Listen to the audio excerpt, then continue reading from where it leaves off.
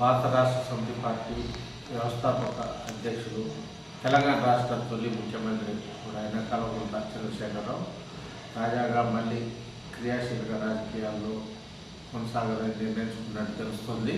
ముఖ్యంగా తెలంగాణ భవన్లో జరిగిన ఎమ్మెల్యేలు, ఎమ్మెల్సీలు భారత రాష్ట్ర సమితి పార్టీ విస్తృత స్థాయి సమావేశంలో ఆయన ముఖ్య అతిథిగా పాల్గొని పొలిటికల్ హీట్ను పెంచారు.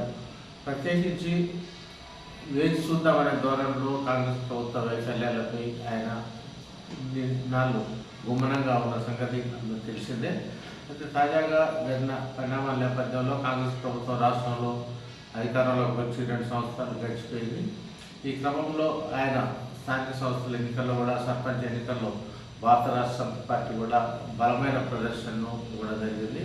దీంతో పార్టీ శ్రేణుల్లో మరింతగా జోష్ పెంచాలని గులాబీ దళపతి నిర్ణయించుకున్నట్టు తెలుస్తోంది. త్వరలో తెలంగాణ రాష్ట్రంలో మున్సిపల్ ఎన్నికలు, ఎంపీటీసీ, జెడ్పీసీల ఎన్నికలు జరుగుతున్న నేపథ్యంలో పార్టీ గుర్తుపై జరుగుతున్న ఎన్నికలు కాబట్టి వాటిని కూడా అత్యంత ప్రతిష్టాత్మకంగా తీసుకొని మళ్ళీ 2029లో జరుగుతున్న ఎన్నికల్లో అధికారంలో రావాలనే దృఢ సంకల్పం కేసీఆర్లో కనిపిస్తున్నట్టుగా తెలుస్తుంది. పార్టీ సమావేశంలో ఆయన కీలకమైన అంశాలను తెరపైకి తెచ్చారు. ప్రత్యేకించి ప్రత్యేక తెలంగాణ రాష్ట్ర ఆవిర్భావం సందర్భంగా ఆయన తెలంగాణ సెంటిమెంట్ను బలంగా రాష్ట్ర ప్రజల్లోకి తీసుకువెళ్ళడంలో సక్సెస్ అయ్యారు. ఈ క్రమంలోనే తెలంగాణ రాష్ట్రం కూడా దేశంలోనే 29వ రాష్ట్రంగా ఆవిర్భవించడం కూడా జరిగిపోయింది. అప్పట్లో తెలంగాణ రాష్ట్రాన్ని, తెలంగాణ సెంటిమెంట్ను బలంగా విశ్వవ్యాప్తం చేసిన కేసీఆర్ తాజాగా కాంగ్రెస్ ప్రభుత్వాన్ని ఢీకొనే క్రమంలో కొత్త సెంటిమెంట్ను తెరపైకి తేవడం ఇక్కడ మనం గమనించాల్సిన అంశం. ముఖ్యంగా తనను చంపాలని కాంగ్రెస్ ప్రభుత్వం శాపనార్థాలు పెడుతున్నదంటూ ఆయన కాంగ్రెస్ ప్రభుత్వాన్ని, ముఖ్యంగా ముఖ్యమంత్రి రేవంత్ రెడ్డి టార్గెట్గా నిందించడం ఇక్కడ కోసం వరకు తాను చనిపోతే అడ్డు తొలగించుకోవాలనే లక్ష్యంగా తనను రోజు తిట్టడము లేదా చావాలనే శాపనార్థాలతో కాంగ్రెస్ ప్రభుత్వం కుట్రలు చేస్తుందని కూడా ఆయన తీవ్రస్థాయిలో మండిపడడం ఇక్కడ కొసమెరుపు. ఇది చలి కాలంలో తెలంగాణ రాష్ట్రంలో పొలిటికల్ హీట్ను పెంచడం గమనార్హం. కూడా తనను చంపాలనే కొత్త సెంటిమెంట్ను తెరపైకి తేవడం ద్వారా ముఖ్యమంత్రి రేవంత్ రెడ్డి ప్రభుత్వానికి ఆయన పెను సవాలును సంధించారనడం ఇక్కడ అతిశయోక్తి కూడా కాదు. ఇదే సెంటిమెంట్తో ఆయన ప్రజలకు మధ్యకు వెళ్ళే పక్షంలో సమీప భవిష్యత్తులో కాంగ్రెస్ పార్టీకి ఇబ్బందికర పరిణామాలు కూడా ఎదురవుతాయనే చర్చ జరుగుతోంది. ముఖ్యంగా సాగునీటి రంగంపై ప్లస్ ఈ స్థానిక సంస్థలకు సంబంధించి కావచ్చు, అప్పులకు సంబంధించి, కొత్త పథకాలకు సంబంధించి, ముఖ్యంగా ఎన్నికల సమయంలో ఇచ్చిన 6 గ్యారెంటీలపై కూడా కేసీఆర్ కూడా తీవ్రంగా మండిపడుతున్నారు. 2 ఏళ్లలో చేసింది ఏమి లేదని కూడా ఆయన నిందిస్తున్నారు.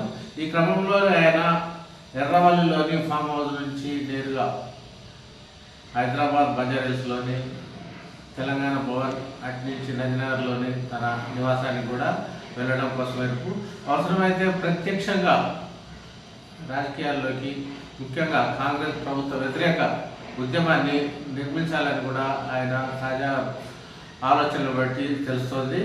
కొత్త సెంటిమెంట్ను బలంగా ప్రజల్లోకి తీసుకెళ్లాలని సంకల్పించిన క్రమంలో కాంగ్రెస్ ప్రభుత్వం నుంచి కూడా ఎదురుదాడి కూడా ప్రారంభమైందని కూడా చెప్పవచ్చు. ఉదయం తెలంగాణ భవన్లో పార్టీ క్యాడర్కు, ఎమ్మెల్యేలు, ఎంపీలకు కూడా దిశానిర్దేశం చేసిన మరుక్షణమే 2 మంత్రులు ఏకంగా ఎదురుదాడి కూడా ప్రారంభించారు. ముఖ్యంగా యాక్చువల్గా ఈ సమావేశం డిసెంబర్ 19వ తేదీన తెలంగాణ భవన్లో జరగాల్సి ఉంది. కానీ పార్లమెంట్ సమావేశాలు పొడిగింపు నేపథ్యంలోనే 21వ తేదీకి వాయిదా వేశారు. ఒక్కసారిగా గులాబీ దళపతి కేసీఆర్ పార్టీ శ్రేణుల్లో జోష్ నింపే క్రమంలో ఉత్తేజపూర్వకంగా మాట్లాడమే కాకుండా కాంగ్రెస్ ప్రభుత్వానికి వార్నింగ్ ఇవ్వడం, తనను చంపడానికి ప్రయత్నిస్తున్నారంటూ శాపనార్థాలు పెడుతున్నట్టు అనే కొత్త సెంటిమెంట్ ఆయన తెరమీదకి తేవడంతో పార్టీ శ్రేణులు పునరాలోచనలో పడ్డాయి. దీనికి సంబంధించి కాంగ్రెస్ ప్రభుత్వంపై మరో 3 సంవత్సరాల పాటు రాజీలేని పోరాటాన్ని చేయాలనే పిలుపును కేసీఆర్ ఈ సమావేశంలో ఇవ్వడం జరిగింది. అదేవిధంగా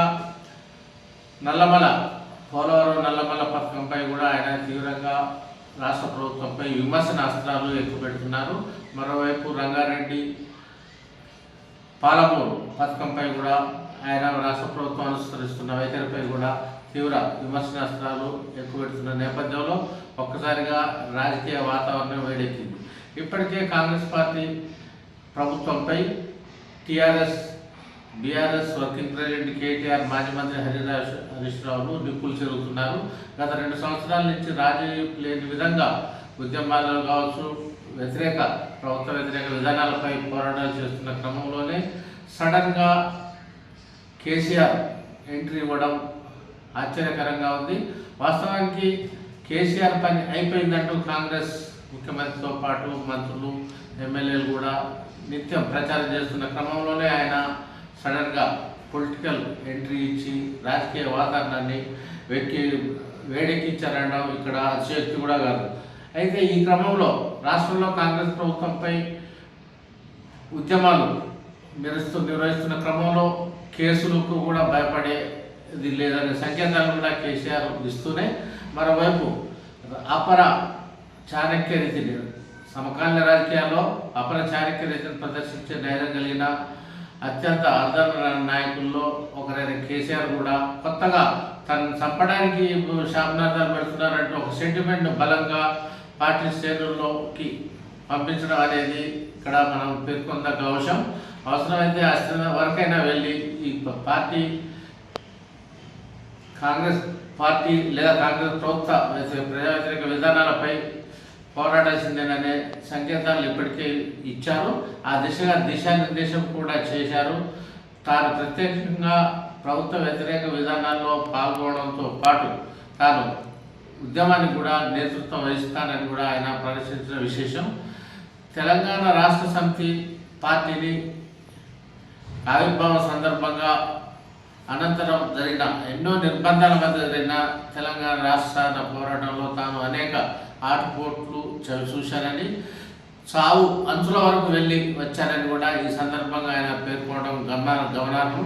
ఈ క్రమంలోనే తాజాగా పొలిటికల్ హీట్ను పెంచే దిశగా ఆయన కొత్త సెంటిమెంట్ను తెరపైకి తేవడంతో పాటు ప్రభుత్వ వ్యతిరేక విధానాలపై కూడా రాజీలేని పోరాటం చేస్తానని కూడా ఆయన పేర్కొంటూనే, మరోవైపు స్థానిక సంస్థల ఎన్నికలకు ఎంపీటీసీ, జెడ్పీటీసీ, మున్సిపల్ ఎన్నికలకు కూడా సన్నద్ధం కావాలని కూడా పిలుపునిచ్చారు. ఈ క్రమంలోనే తెలంగాణ రాష్ట్రాన్ని ఆయన 2 విధాలుగా విభజించారు. ఒకటి అర్బన్ ప్రాంతం, 2 గ్రామీణ ప్రాంతం. అయితే గ్రామీణ ప్రాంతాల్లో మంచి పట్టు ఉండి మాస్ లీడర్గా ప్రచారం పొందిన మాజీ మంత్రి తన్నీర్ హరీష్ రావుకు జెడ్పీటీసీ, ఎంపీటీసీ ఎన్నికల్లో సమన్వయం చేసే కీలకమైన బాధ్యతలను అప్పగించడం జరిగింది. అదేవిధంగా కేసీఆర్ మరో అడుగు ముందుకు వేసి అర్బన్ ప్రాంతాల్లో ముఖ్యంగా ఎడ్యుకేటెడ్ ఓటర్లు కూడా అధికంగా ఉండే మంచి పట్టు ఉన్న ఈ అర్బన్ ప్రాంతాల్లో కూడా బీఆర్ఎస్ను విజయతీరాలు చేర్చే బాధ్యతను బీఆర్ఎస్ వర్కింగ్ ప్రెసిడెంట్, మాజీ మంత్రి, ముఖ్యంగా కేసీఆర్ తనయుడైన కేటీఆర్ కూడా అప్పగించడం జరిగింది. దీంతో కేటీఆర్ దిశానిర్దేశం చేయడాన్ని బట్టి చూస్తే మరి కొద్ది రోజుల్లో తెలంగాణ రాష్ట్రం రాజకీయ వేడితో అట్టుడికి